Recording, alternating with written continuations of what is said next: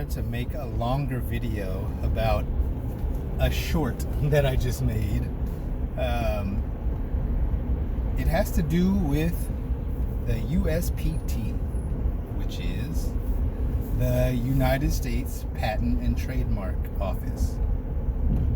And I suppose it is USPTO. Between undergrad, starting basically my career in education, I was at the high school level where that started, and I moved through community college, which I'm still halfway at, and at the four-year university level, which I'm at full time.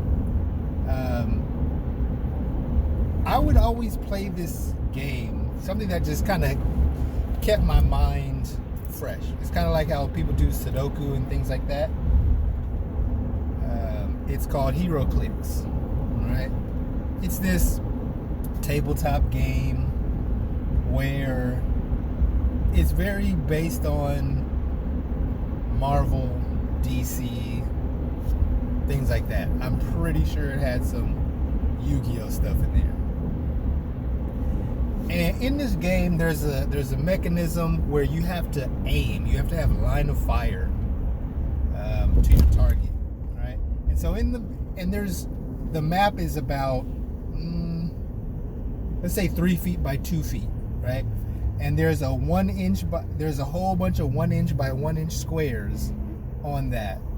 Think of it as almost a chessboard, just like a huge chessboard, because let's say there's A through M on the map, right? There's all these squares.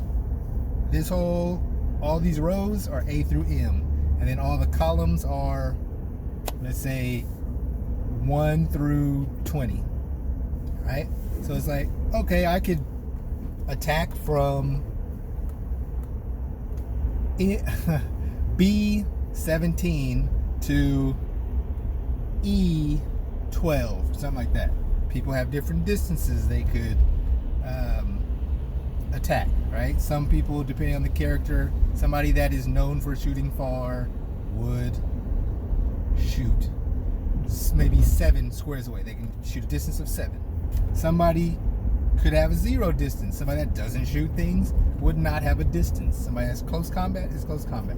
Either way, the biggest issue that would come up in that game, other than specific rules, like that character can't do that, or that poison doesn't work in that way, or hypersonic speed doesn't work in that way, is, can I even see the person for attacking? Because the person would say, all right, I'm gonna have Jean Grey attack Peter Parker, let's just say. Usually, and it's a dice roll kind of game, right? If I'm getting the person attacked, I'll just go, all right. But some people will bust out the, wait, hold on, let me count. 1, 2, 3, 4. 1, 2, 3, to see if the angle is right, because there's blocking terrain. Let's say there's cars. There's like cars on the map. There's different elevations and things. You can't shoot from the middle of a building out to the street where you can't see, right? You don't have line of fire. You don't even know the person is there, kind of thing. Me as a player, my opponent as a player can see it, because we have like an all-seeing eye in the realm of that game, right? And so now, apart from the elevation piece, line of fire, can I see the person? Because there might be, let's say there's a doorway and a person's standing. Think of a doorway that a person is standing right up against the wall, but they're 12 feet away from the doorway. Like there's an angle where you can see that person, and then there's an angle where you can't see that person, right? So I made a device. That was a lot. What is that? 4 minutes to get to the device part? Either way, I'm uploading this too. There's a device I made to see, hey, can't. You have to be able to see from the center of one square where a character is to the center of the other square. So I made a device that would be able to determine. It has the super long terminology for it. It's like the two-dimensional plane apparatus to determine line of fire kind of thing, right? There's like 8 words to it, but that's because the United States Patent and Trade Office likes things to be very detailed, almost in an engineering kind of way, right? When you're creating something and you want to say this is my idea and nobody else can use it, or if they do use it, I have it patented, so in some way they can't really profit from that without sharing that profit with me in some way. And I'll tell you this, I ended up writing my own patent, right? Which took writing the patent wasn't stressful. The part that was stressful was having to resend it and tweak things and resend it and change things and resend it to the Patent and Trade Office. And there's actually somebody that will call you from there like, yo, I see what you're trying to get at, but you got to submit some other stuff, or you have to make some changes. This part isn't clear. So there's actually somebody that helps you. And that it's like the best, dealing with anything having to do with the government, it had the best like response time when you got in contact with someone, right? Now, the first documents that I sent were through mail, right? Actually, I think I did fax. And I was like, who does fax, right? So I did find a way to digitally fax it, because I was like, I don't have a fax machine, and I'm surely not going into like a FedEx store to fax it over. Either way, I don't know if I mentioned that I was right in the midst of the time where the law was changing. So originally the law was, what was it? The law was the first person to come up with the idea. So if you say, all right, this apparatus for line of fire, I made it up on September 2nd, 2014, let's say. The law originally was, now you have all this time to figure out your application because you created it on September 2nd, 2014. You know, as soon as you submit your patent application, you have a certain amount of time for it to be provisional or to change it to a full-blown patent that's in effect. What it changed to was, we don't care who came up with the idea first. We are only concerned with the first person to send the application for a patent. And I'll tell you this, I got my information from Patents for Dummies. It's Patents and Trademarks, obviously, for Dummies. And I read maybe like half of that book. Basically, I went through the basics and I just jumped around to the parts of the book that I had that went through each process and got specific about everything I needed to know. I didn't really get into the trademark stuff. That worked. That was enough. A For Dummies book was enough to get through a patent written by a person who at the time had a bachelor's degree. Bachelor's degree, because I was just going into. It took a while to get that in, but I was right in between bachelor's and master's, and starting my career, obviously.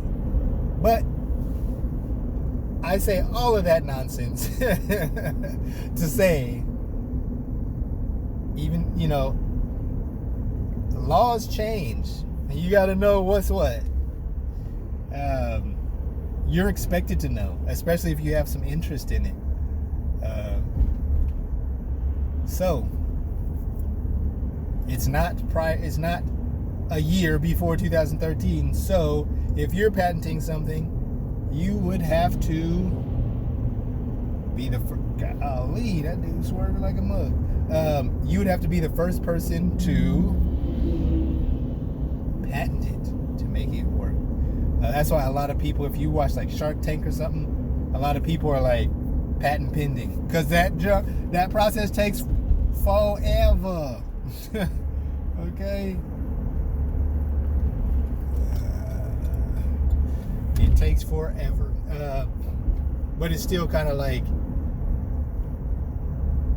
when you do it right, you know it's gonna, well, you don't know it's gonna be approved. So that's why people are like, it should be approved, but you still have a lot of time to change it. Anything else to add? Make money on, if you're patenting something, make money on it while you wait for the patent to be approved, while it's still pending. I sold that item on eBay and Etsy while it was still pending.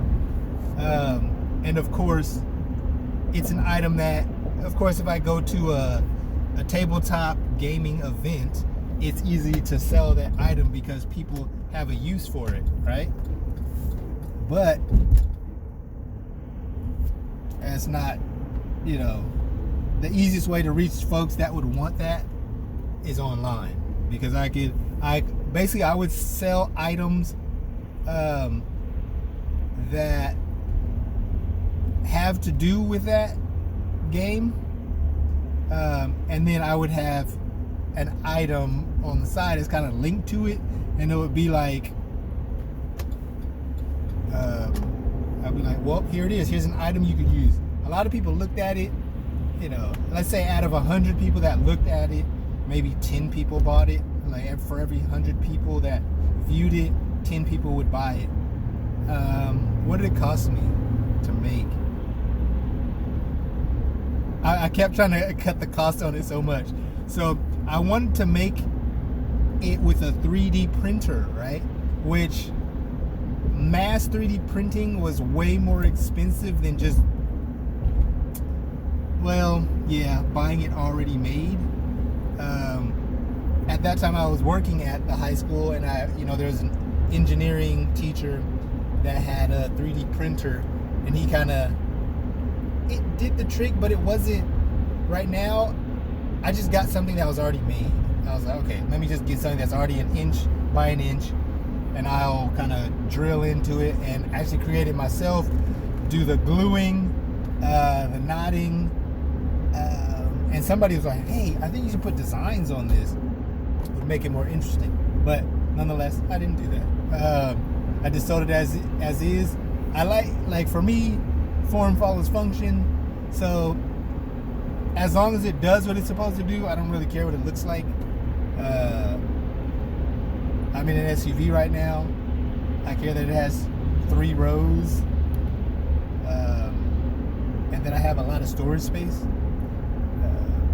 But honestly, that part comes first. I wax it every once in a while, so I do care what it looks like. But definitely the function followed the form of it.